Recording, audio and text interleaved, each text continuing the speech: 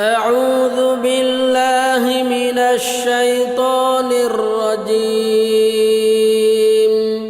بسم الله الرحمن الرحيم الحمد لله والصلاة والسلام على رسول الله سيدنا محمد بن عبد الله وعلى آله وأصحابه ومن والاه. اللهم أصبحنا على فطرة الإسلام وكلمة الإخلاص وعلى دين نبينا محمد صلى الله عليه وسلم وعلى ملة أبينا إبراهيم حنيفا وما كان من المشركين. رضيت بالله ربا وبالإسلام دينا وبمحمد صلى الله عليه وسلم نبيا ورسولا. اللهم أنت ربي وأنا عبدك وأنا على أهلك ووعدك ما استطعت وأعوذ بك من شر ما صنعت فأبوء لك بنعمتك علي وأبوء بذنبي فاغفر لي فإنه لا يغفر الذنوب إلا أنت. أما بعد. Alhamdulillah teman sekalian, kita bisa bertemu kembali dalam kajian fikih muamalah, fikih yang membahas masalah bisnis, ekonomi dan keuangan. Kalau pada bulan yang lalu kita membahas keuangan haji ya. Sebentar. Bulan yang lalu kita membahas masalah keuangan yang sifatnya makro ya. Duitnya orang banyak, duitnya yang dikelola oleh negara, keuangan haji. Nah, hari ini saya mau bahas yang mikronya ya. Keuangan yang menyangkut keuangan pribadi-pribadi kita. Kayaknya belum nyala ya? Belum. Coba.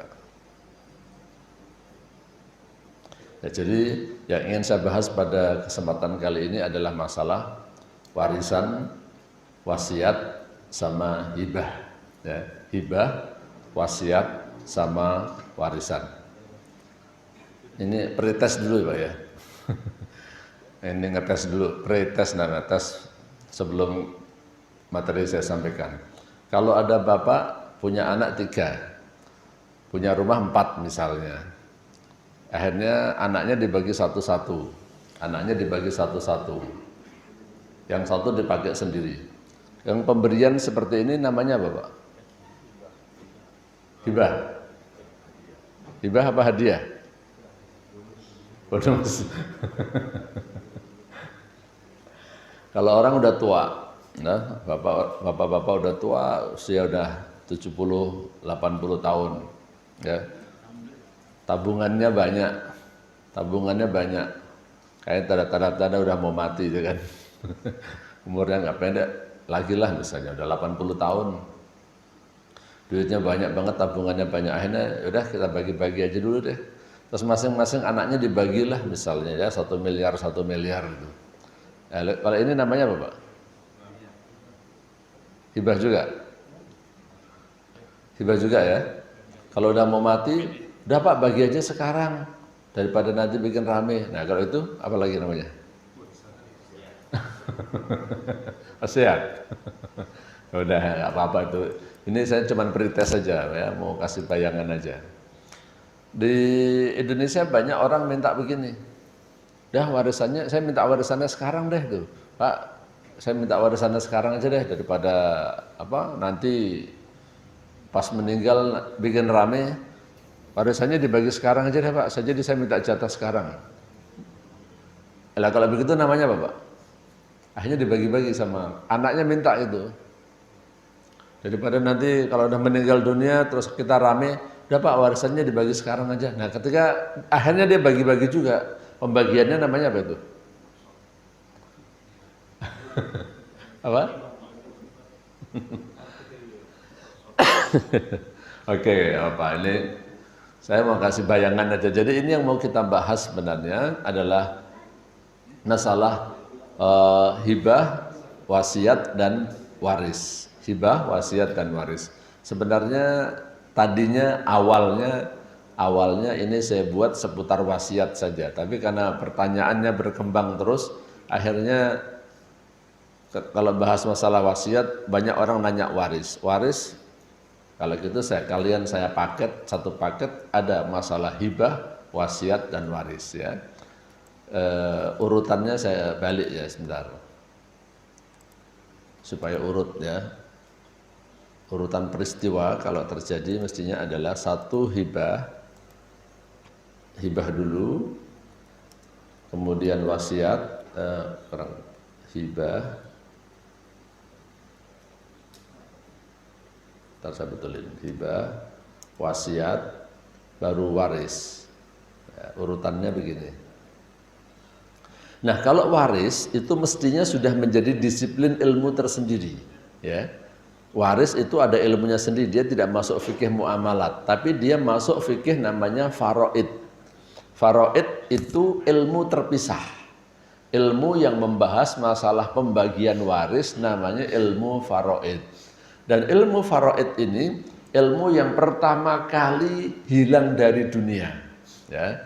Jadi ilmu yang pertama kali lenyap di dunia itu disebut dalam kitab-kitab oleh para ulama, itu adalah ilmu tentang waris.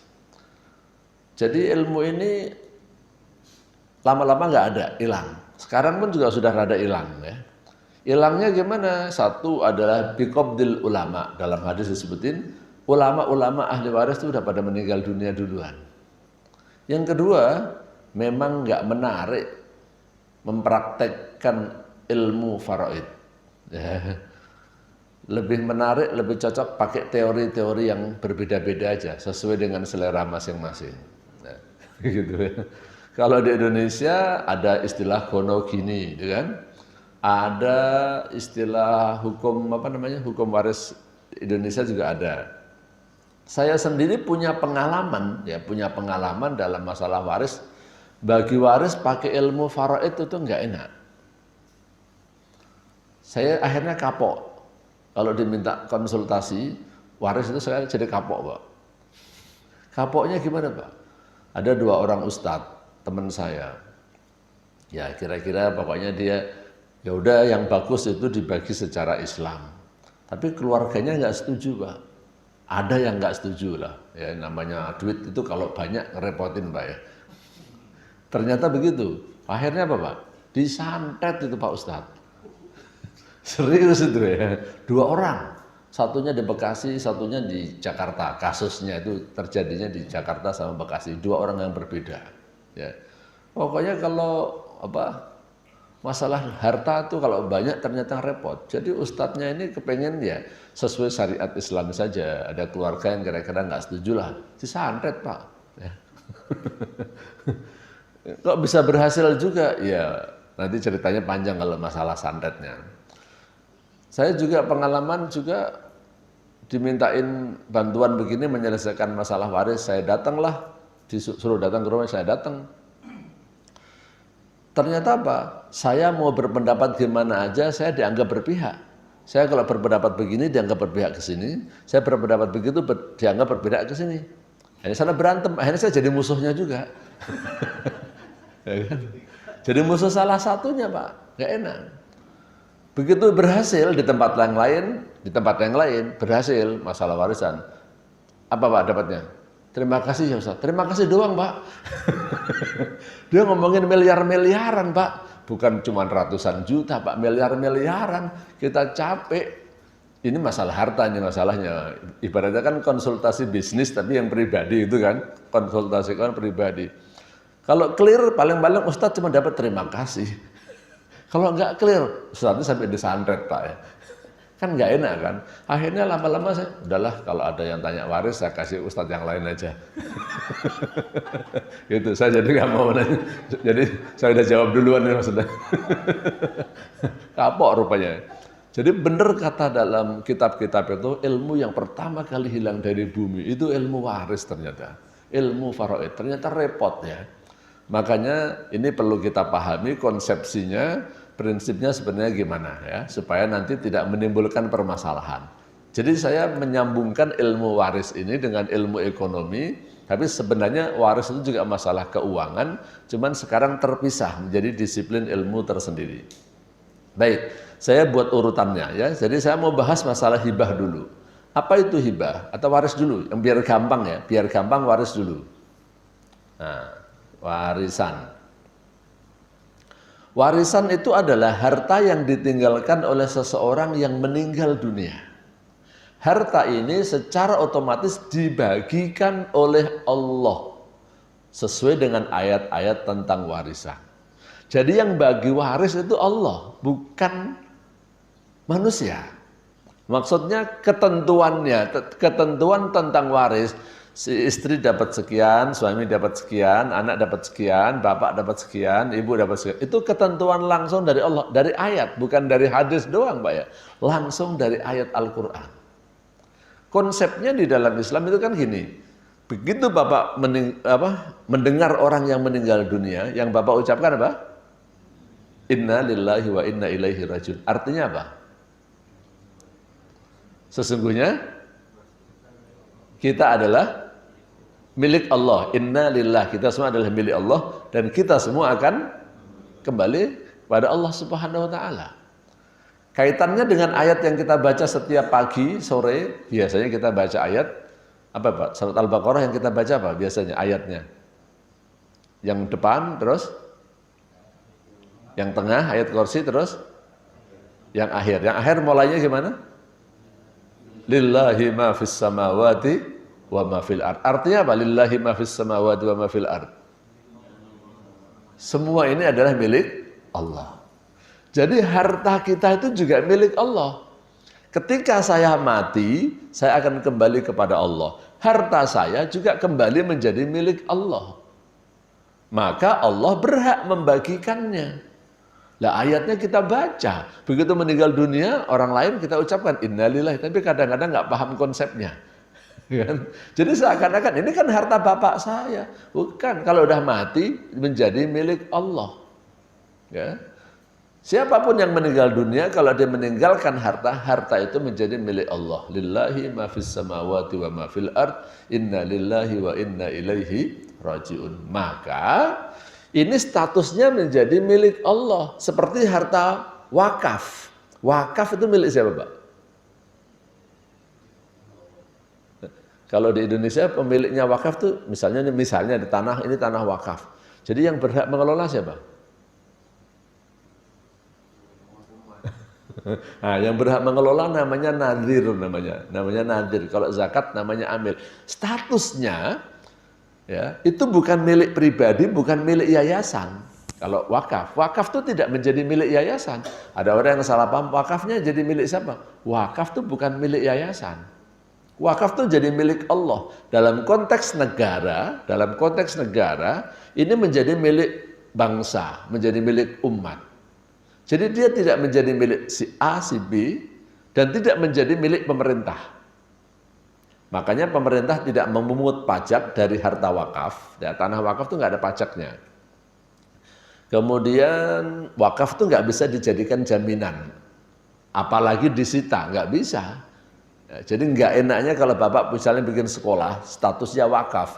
Bapak mau bangun, utang ke bank, nggak bisa dengan jaminan itu ya. Nah, bank nggak mau. Bang nggak mau terima, karena ini nggak bisa disita, nggak bisa dijual wakaf itu, asal suratnya wakaf ya, suratnya wakaf ya. Jadi kembali kepada warisan ini, jadi yang berhak membagi itu Allah Subhanahu Wa Taala. Jika pemberian dilakukan secara penuh saat pemilik harta masih hidup, maka tidak disebut warisan, tetapi disebut dengan pemberian. Dalam bahasa fikihnya kita sebut dengan hibah. Ya. Ini penjelasan ini nanti ini ya. Yang tulisan hibah 100% saat masih hidup nanti. Nah, ini warisan ya yang paling gampang. Jadi warisan itu adalah harta yang ditinggalkan oleh seseorang yang meninggal dunia, yang mana cara pembagiannya itu sudah ada ayatnya. Mulai dari ayat ini diantaranya ya. Yusikumullahu fi auladikum lidzakari mithlu hadzal unthayain dan seterusnya. Allah telah berpesan kepada kalian, anak laki-laki dapat 2 bagian, anak perempuan 1 bagian. Tapi kalau anaknya semuanya perempuan lebih dari 2, maka anak perempuan dapatnya 2/3. Maksudnya nggak punya anak laki-laki ya. Anaknya perempuan semua, 3 perempuan semua. Semua anak perempuan itu nanti dapat 2/3 dari total harta. Sepertiganya nanti buat yang lain. Ya. Sepertiganya buat yang lain. Nanti buat kakak, adik itu bisa dapat bagian. Kalau nggak ada anak laki-laki. Wa in kanat wahidatan falahan nisf. Kalau anaknya cuma perempuan satu, maka anak perempuan satu dapatnya setengah dari total harta. Ya. Selebihnya nanti buat yang lain. Wali abawaihi likulli wahidin minhuma sudus. Yang namanya bapak atau ibu, orang tua kandung pasti dapat berapa? Dapatnya masing-masing 1/6. Loh, ini ada ayatnya, Pak, ya. Dan seterusnya. Jadi intinya warisan itu berdasarkan ayat sudah disebutkan bagiannya masing-masing. Jangan protes. Kenapa anak perempuan cuma dapat 1 bagian, laki-laki 2 bagian? Saya nggak setuju ini. Yang punya harta Allah, terserah Allah mau baginya gimana. Kalau itu nggak setuju, berarti nggak setuju dengan Allah, gitu kan? Itu cari Tuhan lain kalau gitu. Kalau itu nggak setuju dengan hukum Allah, nggak setuju dengan pemberian. Cari aja Tuhan lain, cari bumi selain yang bumi yang diciptakan oleh Allah. Ini kan terserah Allah dan yang punya, ya kan? Ini konsepnya. Jadi konsepnya harus dipahami, ya. Jadi berapapun nanti kita dapat, misalnya orang tua kita atau istri kita atau ibu kita meninggal dunia, berapapun kita dapat sesuai konsep ini, udah terima, alhamdulillah dikasih sama Allah. Nah, jangan protes, ya. Jadi ayat-ayat tentang warisan di dalam Al-Quran diungkapkan dengan kata wasiat dari Allah. Katanya di sini bahasanya yusikum, Allah berwasiat kepada kamu. Sebuah ketentuan yang mutlak, bukan pilihan bagi manusia untuk menerima atau menolak. Ini bukan masalah pilihan, ya. Sama dengan ente disuruh sholat sehari 5 kali, udah itu ketentuan dari Allah, nggak ada pilihan. Saya mau milih deh, maunya 6 kali aja deh, atau 2 kali nggak bisa. Adanya dispensasi dari Allah, jika kamu musafir boleh menjadi 3. Duhur sama asar digabung, maghrib sama isya digabung, subuh sendiri. Nah, itu namanya sholat jamak, itu dispensasi dari Allah kalau musafir. Oke, jadi ini konsep warisan dulu, ya. Nah, setelah warisan, ini dari belakang saya jelasin. Ada yang namanya wasiat. Setelah warisan namanya wasiat. Jadi ini kalau saya baca dari depan, kejadian di dunia, hibah, wasiat, waris. Tapi kalau mau gampang, saya menjelasin dari waris, wasiat, hibah. Nah, tadi sudah saya sampaikan warisan. Yang kedua adalah wasiat. Kalau wasiat itu tafwidu tasarrufin khosin ba'dal maut. Pendelegasian kepada orang lain untuk melakukan sesuatu terkait dengan masalah harta, ya. Yang saya kaji ini semuanya kaitannya dengan harta. Jadi pendelegasian kepada orang lain untuk melakukan sesuatu, tetapi pelaksanaannya nanti setelah wafatnya orang yang memberikan delegasi. Jadi misalnya saya mendelegasikan kepada kakak saya ataupun adik saya, misalnya namanya Mas Joni, Mas, saya minta tolong ya, nanti kalau saya meninggal dunia, tolong tuh tanah saya yang di sana kamu jualin. Nanti kalau udah laku tanahnya sumbangin deh ke Masjid At-Taqwa. Lama banget tuh gak jadi-jadi misalnya. Misal dong. Nah, ini namanya wasiat. Ya, ketika saya berpesan kepada kakak saya seperti itu, ntar kalau saya meninggal dunia jual tanahnya buat wakaf ke pembangunan masjid. Itu namanya wasiat. Pesannya saya sampaikan pada waktu saya masih hidup. Apakah saya masih umur muda atau tua, nggak masalah. Pokoknya saya masih hidup punya pesan. Ya. Tapi pesan saya ini supaya dijalankan nanti ya setelah saya mati. Kenapa? Ya sekarang saya masih hidup lah. Tanahnya saya kontrakin buat parkiran. Lumayan buat biaya hidup saya. Contohnya begitu. Ya. Bisa tanah, bisa rumah, bisa toko, bisa deposito. Bapak bisa ambil cara seperti ini. Bapak mendepositokan uang, hasil depositonya buat uang belanja, ya, buat belanja ini buat istri, ini buat anak. Ya. Kalau saya terus terang sampai seperti itu Pak memikirkan. Jadi kalau saya buatin deposito ini buat istri, ini buat anak, ini buat biaya hidupnya. Ya. Jadi seandainya misalnya saya berhenti dari pekerjaan saya misalnya, entah apa sebabnya, namanya juga melakukan proteksi ya, melakukan tindakan ikhtiar kalau bahasa ini, jaga-jaga. Nah ini deposito buat anak saya, nanti hasilnya apa? Hasilnya buat biaya operasional bulanan dia, buat uang jajannya. Seandainya terjadi apa-apa, nah dia masih bisa menyambung hidupnya. Nah nanti kita bisa buat wasiat, wasiatnya gini, ini kan ada uangnya sekian. Nanti kalau saya meninggal dunia, jangan Ini bukan berarti pemberian ya. Saya nanti minta sepertiganya nanti diwakafkan atau disedekahkan ke masjid atau ke panti asuhan atau ke sekolahan. Wasiat itu hanya boleh diberikan kepada orang yang bukan ahli waris. Maksudnya penerima wasiatnya ya, bukan penerima pesannya, tapi penerima manfaatnya. Yang tadi saya katakan nanti sedekahkan kepada masjid, itu maksudnya penerima manfaat. Enggak boleh kalau saya bilang begini. Saya punya anak 5 misalnya, anak saya 5, misalnya saya punya rumah 6 misal. Saya bilang, ini Abi punya rumah 6 kan, yang satu Abi pakai sendiri ya. Nah nanti kalau sudah meninggal dunia, Abi, nanti yang satu ini buat anak yang pertama, ini buat anak yang kedua di sono, buat anak yang ketiga di sono, ya. Sekarang rumahnya semuanya masih saya kontrakin, ya.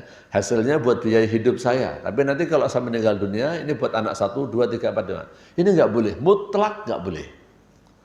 Ya, hadisnya la wasiyata li warisin. Tidak boleh berwasiat untuk ahli waris. Ahli waris dapatnya warisan. Wasiat itu adalah salah satu cara menyelamatkan aset kita untuk akhirat kita. Jadi jangan sampai kalau kita mati, terus kita nggak kebagian. Ketika kita mati, meninggal dunia, kita juga perlu kebagian dari harta yang kita cari. Apa bentuknya? Wasiat. Ya, Imam Ghazali mengingatkan dalam Ihya Ulumuddinnya, orang yang rugi 2 kali itu adalah orang yang cari harta, dia yang capek. Dia yang capek. Ternyata dia nggak sempat menikmati hartanya di dunia dan nggak menikmati hartanya di akhirat. Akhirnya diambil sama ahli warisnya. Terus nanti di akhirat dia ditanya oleh Allah Subhanahu wa taala tentang hartanya itu, dan ternyata ahli warisnya tidak menggunakan harta itu untuk kebajikan. Nah, kamu yang capek nyari, kamu yang capek diminta pertanggungjawaban di akhirat. Kamu yang tidak menikmati tapi kamu harus bertanggung jawab. Nah, makanya salah satu caranya adalah lakukan wasiat. Sebelum kita meninggal dunia, lakukan wasiat, pesennya kepada anak istri boleh, kakak boleh, orang lain juga boleh. Tapi penerima manfaatnya tidak boleh ahli waris. Kalau misalnya pesennya itu menyebabkan ahli warisnya terdalimi, nggak kebagian, nggak boleh juga. Makanya ketentuannya di dalam Islam, wasiat itu maksimal 1/3.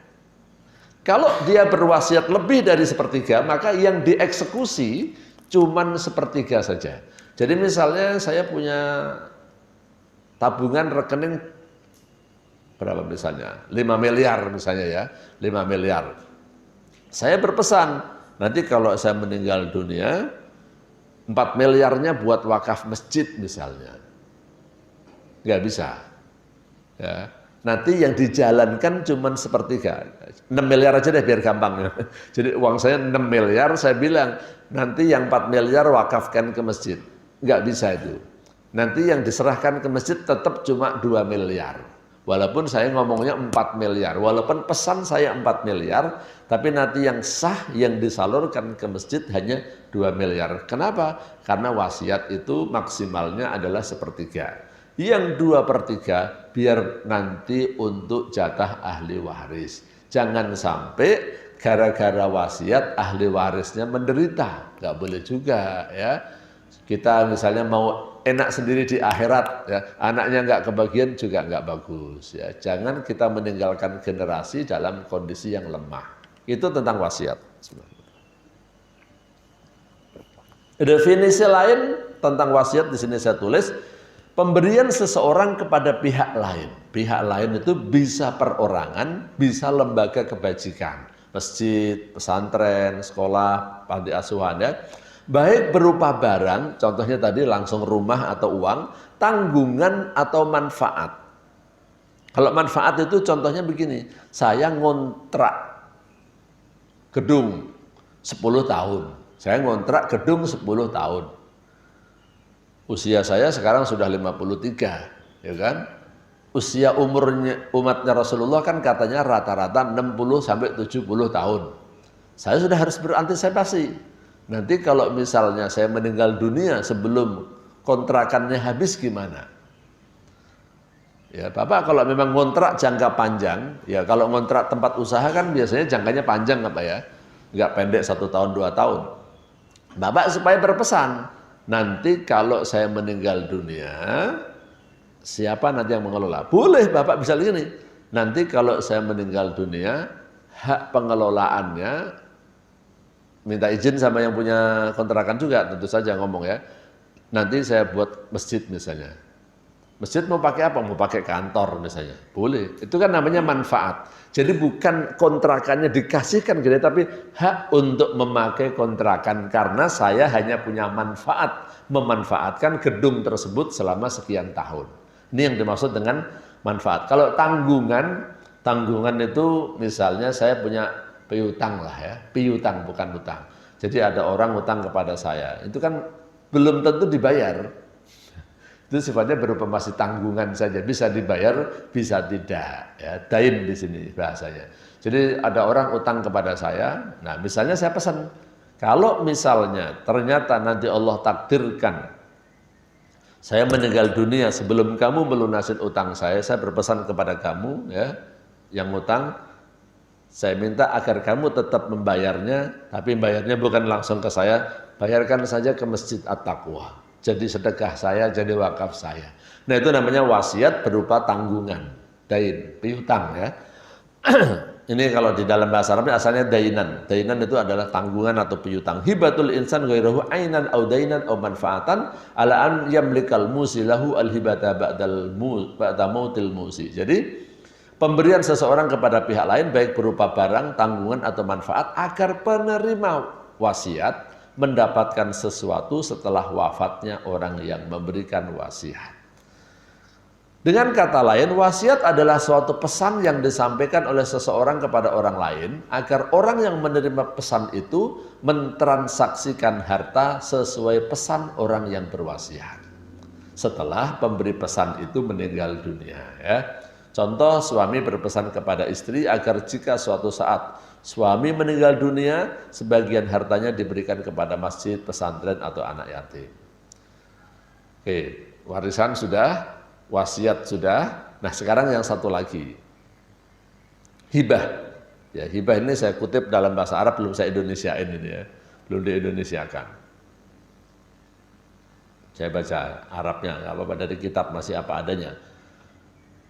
Al-hibatu tashmalul hadiyah was sadaqah li'anna al-hibah was sadaqah wal hadiyah wal atiyah ma'aniha mutaqaribah fa in qusida minha talabut taqarrub ila Allah ta'ala bi'a'ta'i muhtajin fa hiya sadaqah wa in humilat ila makanil muhda ilaihi i'daman lahu wa tawaddudan fa hiya hadiyah wa illa fa hiya hibah wal atiyah al-hibatu fi maradil maut. Hibah itu adalah sebenarnya kata hibah itu mencakup makna sodakoh dan hadiah. Sodakoh itu kan sebenarnya setiap kebajikan Mbak ya. Pernah saya jelaskan tentang zakat, infak, dan sodakoh. Setiap perbuatan baik itu sebenarnya sodakoh. Ya. Hibah itu bisa bermakna sodakoh, hibah bisa bermakna hadiah. Apa bedanya sodakoh dengan hadiah sih Pak? Apa bedanya sodakoh dengan hadiah? Ternyata di dalam Islam itu banyak loh Pak, istilah-istilah pemberian itu macam-macam. Yang selama ini Bapak cuman akrab dengan kata zakat, infak, sedekah, ada istilah-istilah lainnya nih. Nah saya bacain. Hibah dan sodakoh serta hadiah dan atiyah, 4 hal, hibah, sodakoh, hadiah, dan atiyah, itu maknanya berdekatan. Jika pemberian itu tujuannya adalah mendekatkan diri kepada Allah dan penerimanya adalah orang yang membutuhkan, orang fakir miskin itu namanya sedekah. Wa in humilat ila makanil muhda ilai i'dhaman lahu wa tawaddudan, kalau niatnya adalah menghormati ya dan karena rasa cinta, itu namanya hadiah. Contoh Bapak mengadakan lomba yang juara, ini berarti kan orang yang terbaik. Kita kasih penghormatan Pak, kita apresiasi, kita kasih hadiah umroh. Nah, itu kan. Maaf, contoh ini kalau ada yang dengar mohon maaf ya. Pesantren-pesantren yang tradisional, orang menyebutnya pesantren salaf, tapi bukan salafi ya.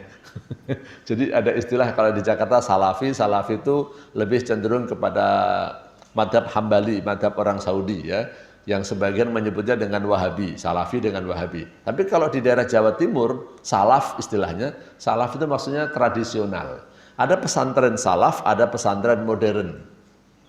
Kalau pesantren modern, yang Bapak tahu selama ini pesantren itu pesantren modern, ada sekolahnya, ya, ada guru-gurunya. Kalau pesantren salaf itu modelnya, udah pokoknya pesantren, cuman ada kiainya, yang ngajarin ya kiai itu.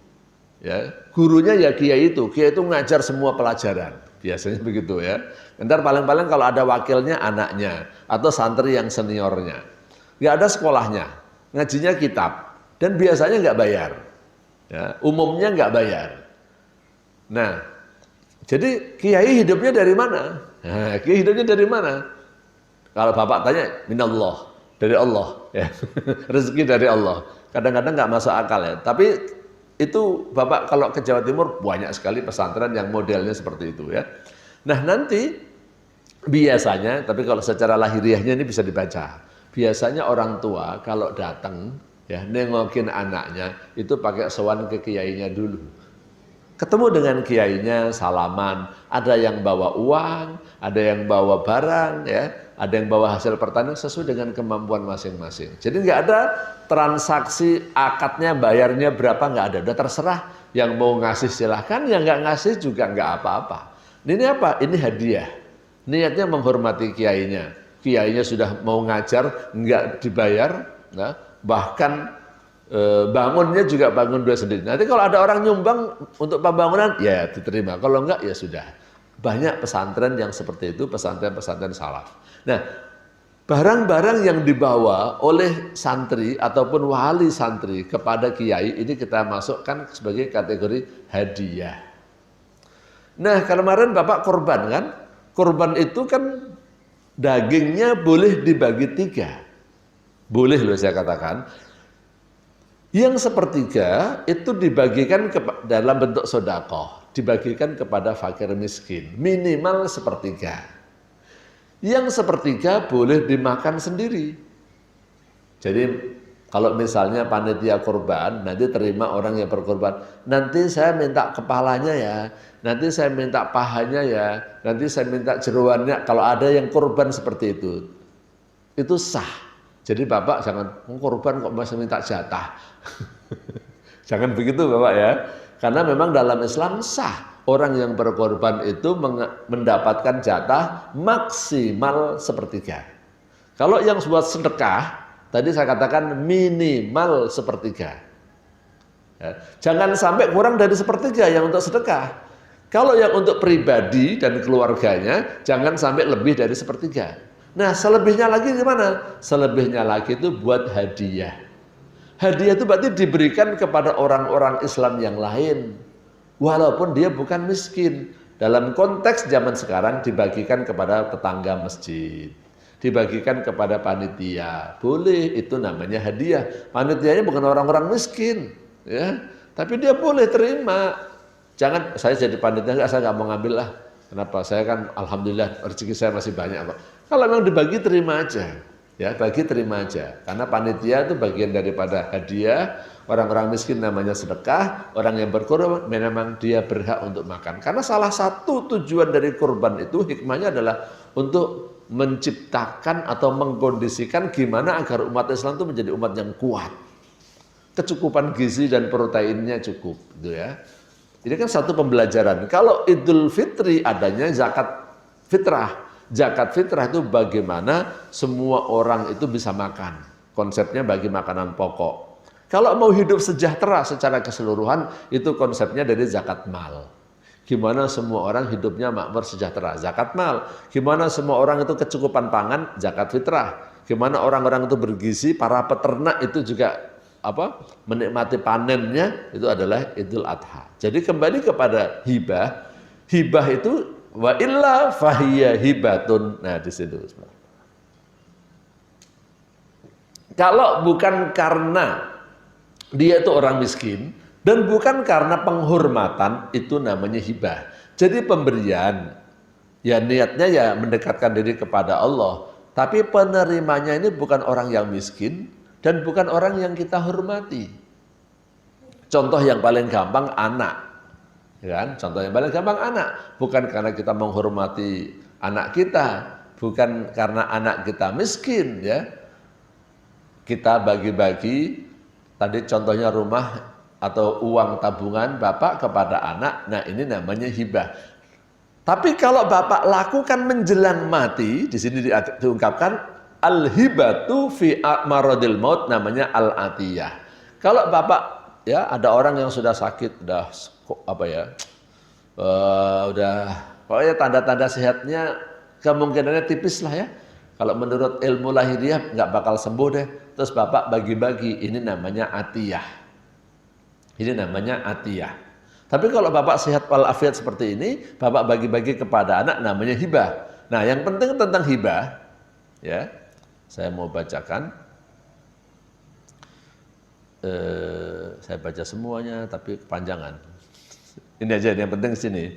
Wa amma mauqiful fuqaha'ul muslimin minal janibi syakli lil hibah fa fihi ittijahan madhhabul Malikiyah wal Hanabilah fi ghairil makan fi ghairil makil wa huwa yara al iktifa bi mabda'ir ridhaiyah fil hibat fatusbihu sahihatan nakilatan lil milkiyah bi mujarradi qabulul mauhib lahu.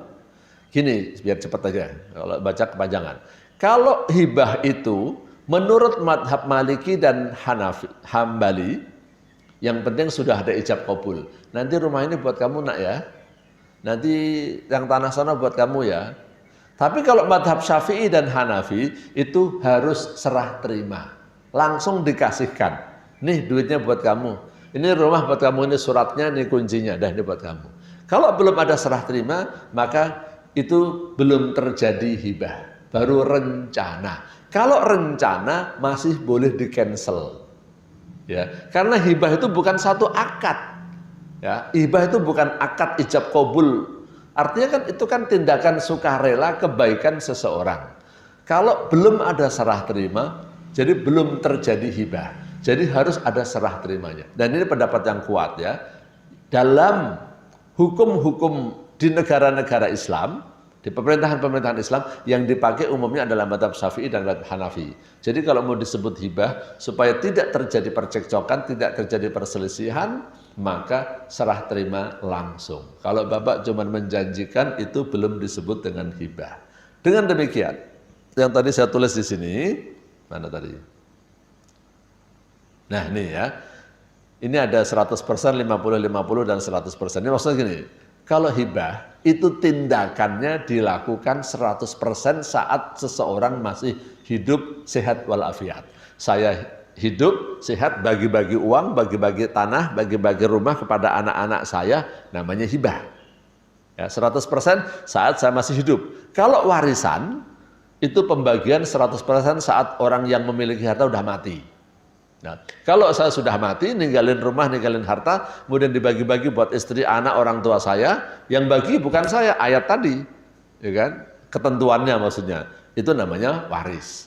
Kalau wasiat itu setengah-setengah, maksudnya 50-50. Jadi pesannya dilakukan saat masih hidup, eksekusinya dilakukan setelah wafat. Nah ini yang biar gampang ya. Jadi hibah 100% tindakan seseorang pada waktu masih hidup sehat walafiat. Kalau warisan itu adalah 100% masalah setelah mati. Kalau wasiat itu 50-50. Sebagian pekerjaannya saat saya masih hidup, sebagian pekerjaannya saat saya masih udah meninggal dunia. Itulah wasiat. Ya. Satu lagi tadi yang tidak saya bahas adalah atiyah. Atiyah itu kalau pemberian, pembagian dilakukan menjelang meninggal dunia. Nah, saya kira globalnya dulu ya, saya kan biasanya panjang nanti kasihan jamaah. Kemarin saya tuh nggak sengaja itu ya. Jelasin gini sampai jam 7 ya. Pengajian sampai jam 7. Kok jamaahnya pada izin. Oh, udah jam 7 ternyata, Pak ya. Kalau udah ngomongin duit itu. Ini ternyata udah hampir jam 6. Nah, sekarang saya kasih kesempatan untuk tanya jawab. Walaupun slide saya masih panjang, insya Allah nanti bisa kita sambung pada pertemuan berikutnya. Yang penting sekarang tahu dulu apa itu wasiat, apa itu hibah, apa itu waris. Karena di Indonesia banyak kesalahpahaman. Banyak orang tua bagi-bagi harta pada waktu dia hidup, anaknya menganggap ini adalah warisan. Nanti pas waktu meninggal dunia, dia kan sudah dikasih dulu pada waktu hidup, ya sekarang nggak dapet dong. Banyak kejadian seperti itu. Yang diberikan pada waktu hidup itu bukan waris. Jadi kalau saya sekarang kasih anak saya misalnya mobil, ketika saya meninggal dunia, bagi waris anak saya masih tetap dapat. Ya. Apa yang saya berikan waktu hidup itu namanya bukan waris, itu namanya hibah. Itu nggak mempengaruhi kepada dia, nggak mengurangi jatahnya, gitu ya. Oke, silakan. Barangkali ada yang mau bertanya, silakan, Pak. Ya.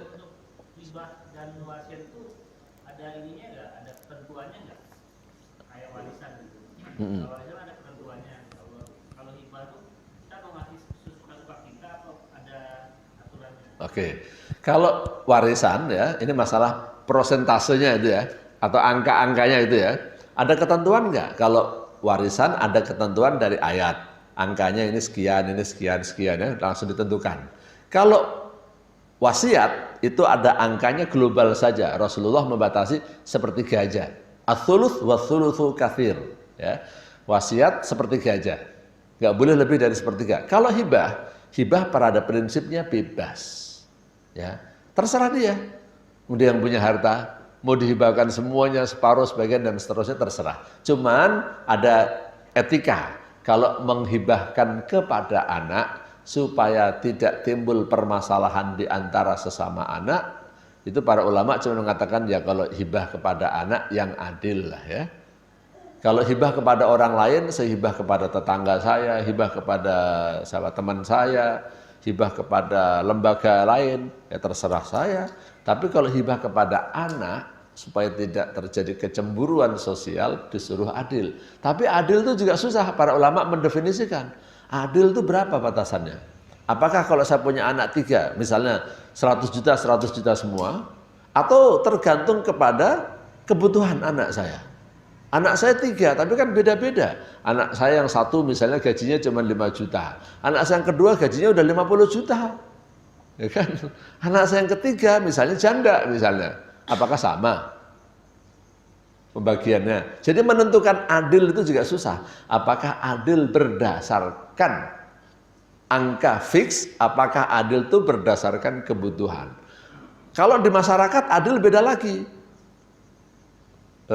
Adilnya apa? Dia kan nggak pernah baik sama orang tua, nggak pernah ngebantuin. Masa dikasihnya banyak? Saya kan yang selama ini bantuin orang tua saya, sakit saya ngerawat, ya kan? Dulu ketika bapak nggak punya rumah, saya bawain rumah, ya saya berhak mendapatkan lebih dong. Nah, itu lain lagi kan. Ada lagi dalam konsep mirip waris. Kalau adil, laki-laki 2 bagian, perempuan 1 bagian. Nah, apakah seperti itu? Jadi intinya memang sulit. Ya, memberikan hibah kepada anak itu memang sulit ya. Makanya ya dimusyawarahkan lah. Jadi kalau saran saya memang membagikan kepada anak hibah ya, kalau bentuknya hibah sebenarnya bebas, terserah orang tua. Karena ya bapak yang punya terserah, tapi etikanya adalah yang adil. Nah, ternyata adil itu ternyata susah. Jadi disinilah perlu kebijakan orang tua ketika memberikan hibah kepada anak. Ya gimana supaya rukun lah kira-kira. Ini memang saya katakan sulit Pak ya. Tidak mudah membagikan kepada anak. Apalagi kalau kita punya anak banyak. Seperti anak saya 5 Pak ya. Anak saya 5. Tapi alhamdulillah anak saya 5 laki semua. Jadi enak kan. Pandowo 5 kalau orang Jawa bilang kan. 5-5-nya laki-laki ya. Oke, silakan. Udah.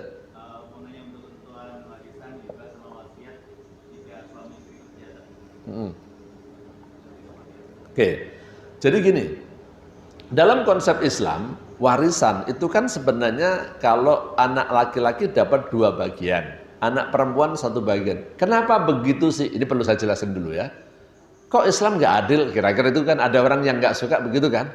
Islam nggak adil ini. Kenapa anak laki-laki dapatnya 2, perempuan 1? Konsepnya di dalam Islam, perempuan itu tidak berkewajiban mencari uang. Yang namanya wanita itu nafkahnya, kebutuhannya dijamin. Siapa Pak? Kalau dia masih kecil, belum menikah, yang bertanggung jawab menjamin nafkah perempuan adalah bapaknya. Kalau dia sudah menikah, yang berkewajiban menjamin nafkahnya adalah suaminya.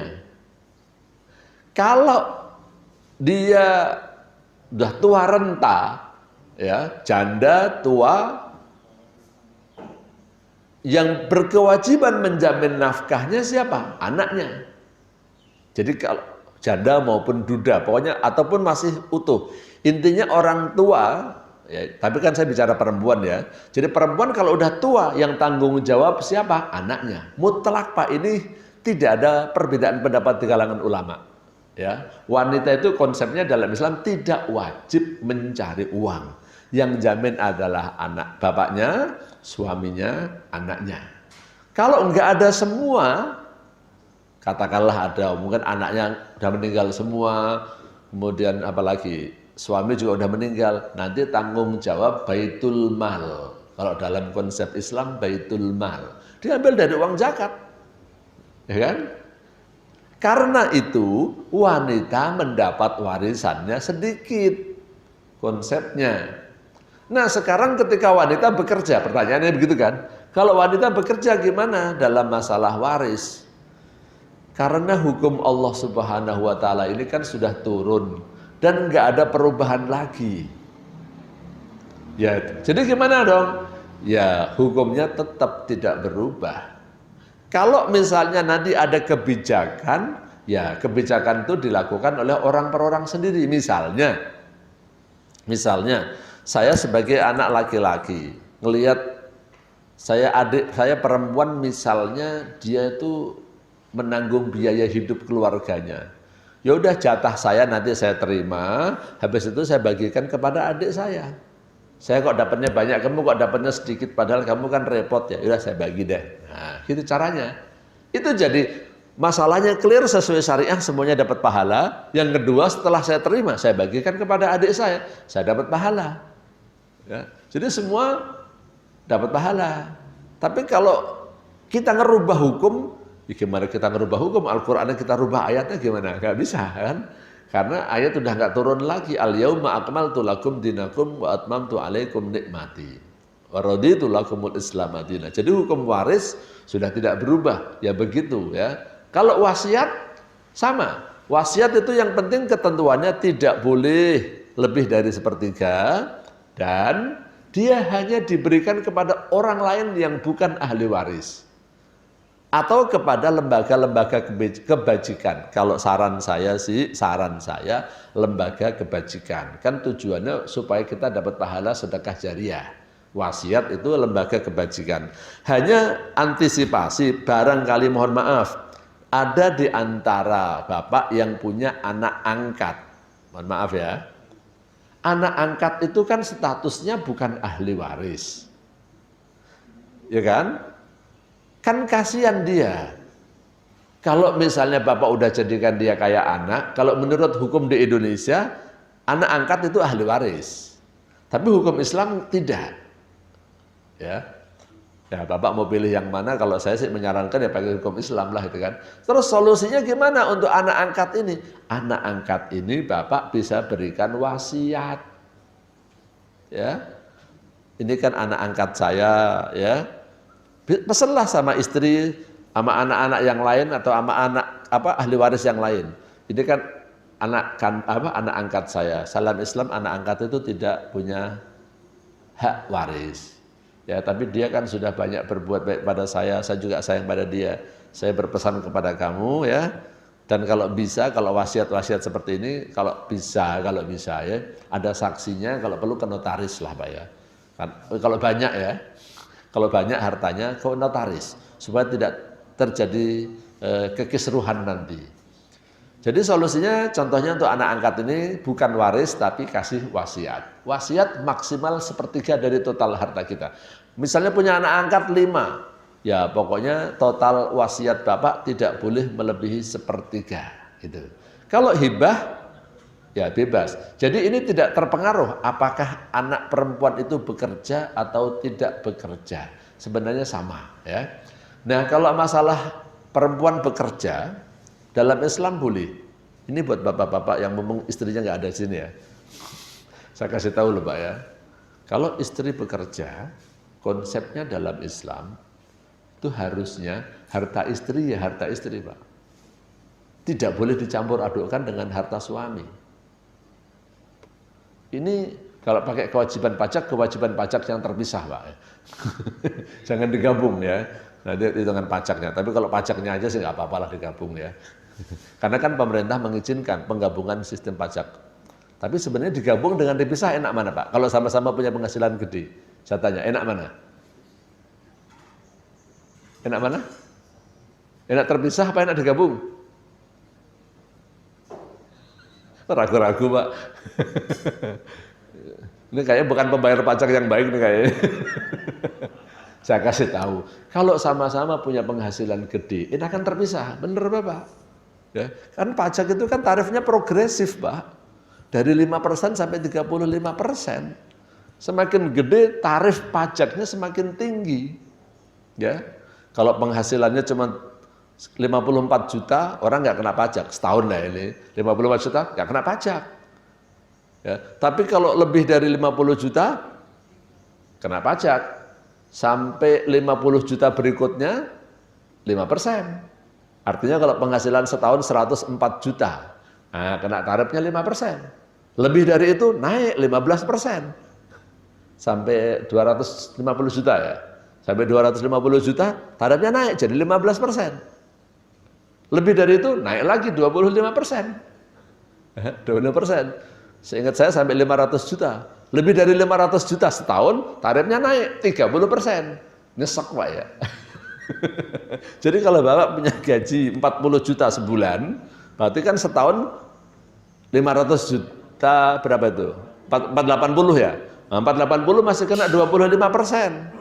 Tapi kalau gajinya 50 juta misalnya, 50 juta kali setahun 600 juta kan? Tambah THR satu bulan 650. Nah, tarif pajaknya naik Pak 30%. Nah, kalau misalnya istri 300, suami 300, Bapak gabungkan jadi satu, kena tarif 30%. Tapi kalau istri 300, suami 300, nah ambil 300 saja kewajiban pajak terpisah. Jadi kena tarif berapa? Lebih kecil kan? Nah, gitu caranya. Kan pemerintah memang mengizinkan. Dan sekarang Pak, saya kemarin udah ngetes 2 hari yang lalu. Nomor KTP udah jadi nomor pajak. Udah berlaku tuh Pak.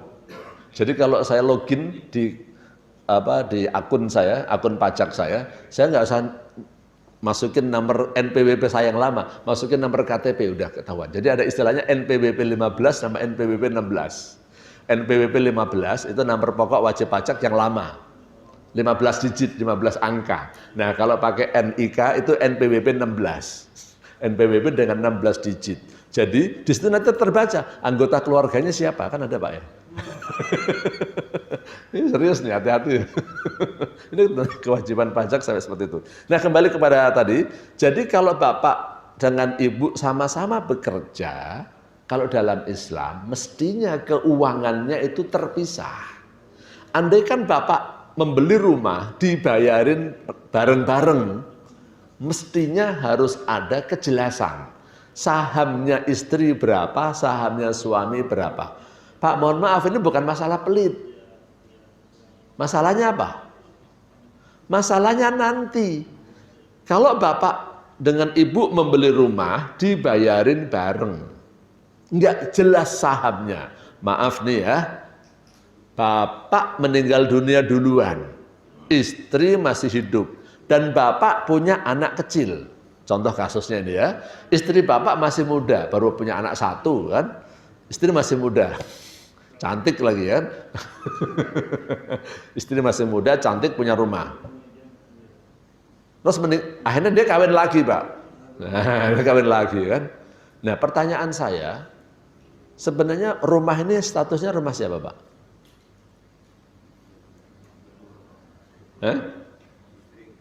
Istri. Terus anak yang kecilnya dapat enggak? Anak kecil ini. Padahal dalam warisan, istri itu jatahnya cuma berapa? Cuma 1/8, Pak. Ada anak. Kalau nggak ada anak, dapatnya 1/4. Kalau ada anak, istri itu dapatnya cuma 1/8 dari rumah, dari warisan. Ya, nanti anak tuh, kalau anak laki-laki kan bisa dapat asobah, Pak ya. Asobah itu sisanya buat dia, selebihnya kan buat dia. Tapi kalau bapak jadi suami yang baru misalnya tadi ya, yang kayak janda itu, bapak tinggal di rumah itu, sebenarnya bapak statusnya sedang apa? Sedang mengambil haknya anak yatim itu, Pak. Ya kan, ini kan rumah anak yatim, jatahnya istri mah cuma dikit, Pak. Jatahnya istri cuma dikit, cuma 1/8, selebihnya hanya anak yatim. Kalau bapak tinggal di situ, mestinya bapak juga membayar haknya anak yatim. Apakah nyewa atau apa? Jangan bapak terus enak aja tinggal di rumah anak yatim tanpa memberikan upahnya. Rasulullah ketika mau menggusur rumahnya anak yatim untuk masjid aja, dibayarin, Pak, untuk masjid loh, Pak. Jangan mentang-mentang dia anak yatim terus digusur, nggak bisa. Bayarin juga haknya dia. Nah, bapak nikahin sama janda, punya anak yatim. Nah, makanya harus diperjelas. Oh, rumah ini separuh punya suami, separuh punya istri. Nah, harus diperjelas. Jadi ketika suami meninggal dunia, berarti ini nilainya berapa? Misalnya nilainya 1 miliar ya. Oke, kalau 1 miliar, ini kan separuh-separuh. Berarti yang 500 juta aja yang diwaris. Jadi misalnya norokin si istri, dah ini saya torokin deh 500 juta. Ini yang akan diwaris buat anak, buat orang tua. Orang tua kan juga jadi ahli waris, Pak. Orang tua kandung itu pasti dapat warisan, Pak. Di Indonesia salah. Biasanya kalau orang itu meninggal dunia yang dikasih warisan cuman istri sama anak. Orang tuanya nggak dibagi.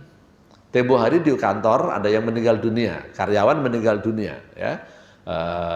Yang meninggal dunia itu perempuan. Kita panggillah keluarganya. Ternyata yang datang nggak cuma suaminya sama anaknya. Loh, orang tuanya masih hidup nggak, saya tanya? Masih. Oh, orang tuanya masih hidup, orang tuanya kebagian. Harus dibagi juga. Kan kantor mau ngasih uang apa? Uang tali AC, uang asuransi, uang BPJS dan segala macamnya. Ada sekitar 600 juta itu ya. Karyawan masih muda sih meninggal. Artinya belum terlalu lama. Ada total ininya 600 juta. Saya kasih tahu karena itu perusahaan syariah dan saya sebagai dewan syariahnya, ya saya kasih tahu orang tua harus ada dapat bagian. Orang tuanya, oh kan udah nikah, Pak. Ya, walaupun udah nikah tetap orang tua dapat bagian.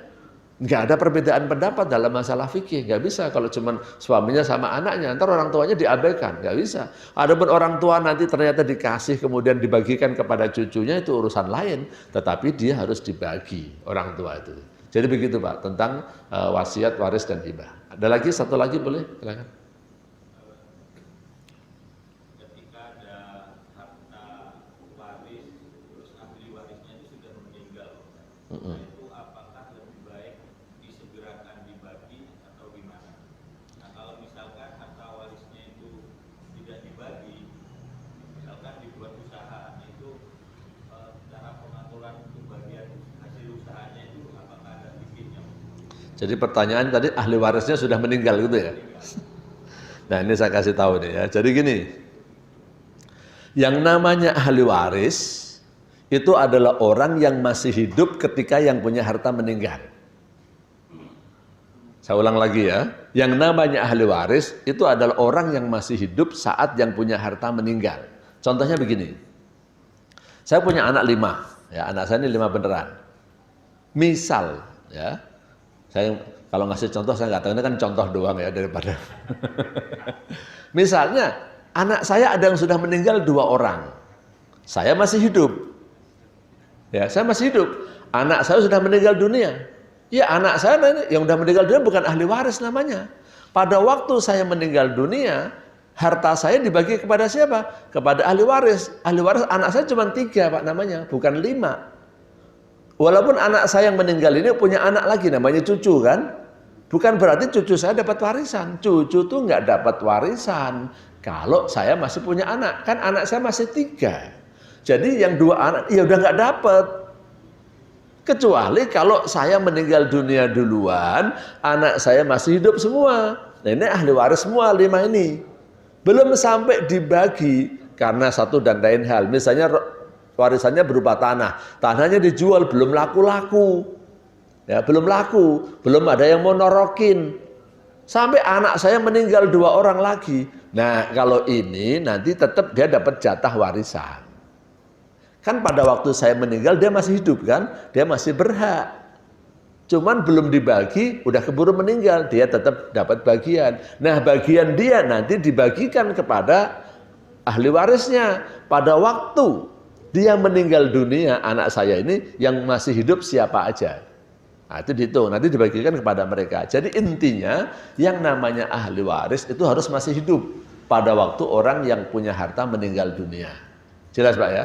Jadi nanti jangan sampai ahli warisnya udah meninggal dunia duluan. Terus kasih ke siapa? Kasih ke anaknya? Enggak ya. Jadi ahli waris itu hanya orang yang masih hidup pada saat orang yang meninggal, yang punya harta meninggal. Makanya termasuk problem dalam ilmu waris adalah kalau apa? Kalau orang matinya bareng. Serius itu problem besar dalam ilmu waris. Ya, nanti ada teori lagi, ada cara-cara melakukan klarifikasi dan pembagian. Atau orang yang matinya nggak jelas siapa yang duluan. Loh Pak, apa mungkin? Mungkin Pak. Kalau misalnya kecelakaan pesawat, ataupun kecelakaan rame-rame. Kalau misalnya ketahuan banget ya, suaminya mati duluan kemudian istrinya, walaupun beda cuma 2 menit, ya tetap berarti pada waktu suaminya meninggal dunia dibagi ahli waris. Ternyata istrinya masih hidup pada waktu, dapat dialah. Ya kan? Tapi istrinya meninggal dunia, sekarang bagi kepada ahli warisnya istri, jatahnya istri. Maka sekali lagi yang sangat rumit di dalam ilmu waris itu diantaranya kalau orang matinya bareng atau matinya nggak jelas. Kalau di dalam kitab itu kasusnya kasus ghorqo istilahnya. Ghorqo itu orang yang matinya tenggelam bareng-bareng. Kalau sekarang bukan cuma tenggelam kan, bisa kecelakaan pesawat, bisa tenggelam, bisa tabrakan kereta yang nggak ketahuan siapa yang mati duluan. Nanti perlu undang ahli waris, ya, undang ahli faraid dan undang pakar-pakar apa istilahnya forensik atau apa. Ini kalau matinya nggak jelas siapa yang duluan ya. Itu ribet memang Pak ya. Jelas ya Pak ya? Oke. Ada terakhir ya, kayak bonus pertanyaan bonus nih. Silakan. Yang pertama waktu pembagian waris itu tepatnya kapan? Apakah semua segala kandungan dilaksanakan asal boleh ditunda? Terus ketika ditunda, ketika ada pemanfaatan harta waris oleh salah satu ahli waris, nah itu status dari pemanfaatannya seperti apa dan hasilnya bagaimana? Oke, warisan itu bukan sebaiknya. Kalau masalah waktu pembagian itu relatif ya, waktu pembagian relatif. Walaupun saya pernah ketemu orang satu komunitas, warisan tuh harus dibagi sebelum dimakamkan katanya. Saya nggak setuju itu, ya. Ada loh komunitas ya itu, warisan tuh harus dibagi sebelum dimakamkan katanya. Walaupun dibaginya itu nanti dalam catatan saja, bukan secara fisiknya. Ya orang meninggal dunia itu kan repotnya kayak apa sih? Kayaknya Rasulullah ketika wafat juga nggak dibahas warisnya dulu kan ya. Nah, tapi ada komunitas yang seperti itu ya. Tapi yang ini hal yang ada di Indonesia yang saya tidak setuju ya. Sebelum dimakamkan Pak, padahal pemakaman itu kan disuruh dipercepat ya Pak ya. Yang kedua, yang disepakati ulama, yang dibagi waris itu, yang namanya warisan itu adalah harta yang ditinggalkan, kemudian dikurangi, wajib dikurangi dengan satu biaya pemakaman yang pokok. Yang kedua adalah hutang. Hutang kepada manusia, yang ketiga hutang kepada Allah. Jadi artinya warisan itu boleh dikurangin, ya. Biaya-biaya yang diambil dari harta warisan nomor satu adalah biaya pemakaman yang pokok. Maksud saya biaya pemakaman yang pokok itu biaya beli kafan, biaya tukang gali kubur. Kalau di Indonesia kan kuburan juga bayar Pak ya. Nah itu, maaf ya, biaya tahlilan nggak boleh. Tahlilan bukan pokok. Jadi nggak boleh tahlilan dari harta warisan. Kalau Bapak mengadakan tahlil, biayanya harus dari biaya penyelenggara keluarganya. Kenapa? Boleh jadi ahli warisnya itu ada anak kecil, anak yatim, Mbak. Ya kan? Kalau ahli warisnya ada anak kecil, anak yatim, kan belum ketahuan jatahnya dia berapa. Kok udah dipakai tahlilan aja, berarti kan jatah warisannya jadi berkurang dia. Jadi untuk tahlilan, saya tidak melarang tahlilannya ya, tapi biaya tahlilan tidak boleh diambil dari harta waris. Jadi tadi yang saya maksudkan adalah biaya pemakaman yang pokok. Yang kedua hutang. Hutang kepada manusia wajib dibayar. Ya, bahkan Rasulullah pernah, kayaknya udah pernah saya sampaikan di sini, ada orang meninggal dunia, Rasulullah nggak mau mensolatkan jenazahnya. Kenapa? Masih punya hutang. Kenapa kalau disolatin juga nggak bakal diampuni dosanya? Bayar dulu hutangnya. Nah, atau siapa yang menanggungnya? Pada kasus ini terjadi akhirnya apa? Ada sahabat lain yang menanggung. Rasulullah, saya yang nanggung hutangnya. Akhirnya Rasul baru nyolatin. Ya, setelah ditanggung. Yang ketiga hutang kepada Allah. Hutang kepada Allah itu apa? Hutang kepada Allah contohnya haji. Orang ini sebenarnya udah wajib haji, tapi nggak mau haji, atau belum tahu wajibnya haji, atau belum dapat kuota, ya. Tapi udah bayar, udah daftar, tapi tinggal nunggu kuotanya mau berangkat. Ternyata udah keburu meninggal dunia, duitnya ada. Nah ini utang kepada Allah ini. Bayar dulu utang-utangnya, sisanya itulah yang dibagi untuk ahli waris. Begitu Pak ya. Jadi yang namanya warisan itu wajib Pak. Ini hal yang disepakati ya, yang tidak khilafiyah. Tapi kalau masalah waktunya kapan? 2 hari, apa 3 hari, apa 1 bulan, apa 3 bulan, apa setahun, 3 tahun, ini relatif ya. Tapi saya katakan lebih cepat, lebih baik. Jadi jangan sampai berlarut-larut sampai nanti ada ahli waris meninggal dunia lagi.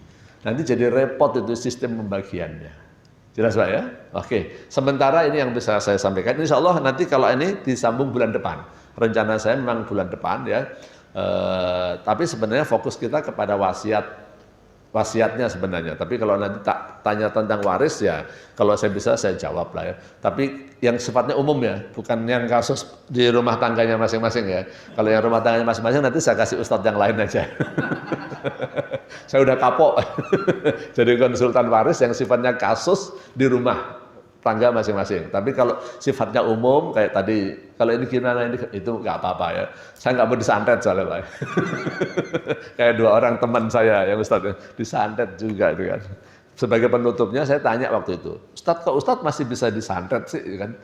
Kan katanya kita disuruh dzikir wiridan al-ikhlas al-falak an-nas biar nggak kena santet. Kok antum bisa kena santet? Memang antum nggak baca? Saya tanya beneran gitu kan?